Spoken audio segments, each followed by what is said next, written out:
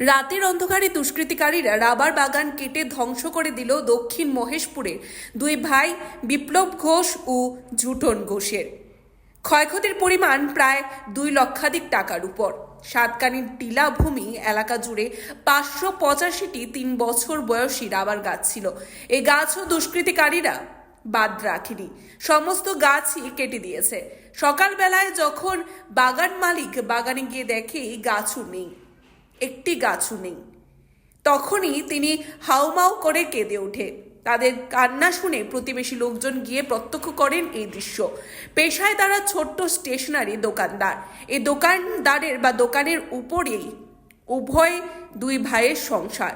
খবর জানাজানি হতেই এলাকায় ছিছি রব সাধারণ জনগণের মধ্যে। ঘটনা সোনামুড়া মহকুমার অন্তর্গত কাঠালিয়া ব্লক এলাকার দক্ষিণ ময়পুর পঞ্চায়েতের 2 নং ওয়ার্ডে। এই ঘটনা গতকাল গভীর রাতে। আজ পুলিশের কাছে লিখিত অভিযোগ জানিয়ে সুষ্ঠু বিচারের জন্য আবেদন জানায় বাগান মালিক। সাম্প্রতিককালে এই জাতীয় ঘটনা এই প্রথম ঘটল। ঘটনায় এলাকায় ব্যাপক চাঞ্চল্য বিরাজ করছে। Bureau report, Tripura news 8। আমাদের জায়গা ছিল সাতকানির মধ্যে রাবারের সারা লাগাইছিলাম। 585 রাবারের সারা বড় হয়েছে। কালকে রাত্রে দুষ্কৃতিকারীরা আমরা 585টা সারা তুলে দেখতে লাগছি।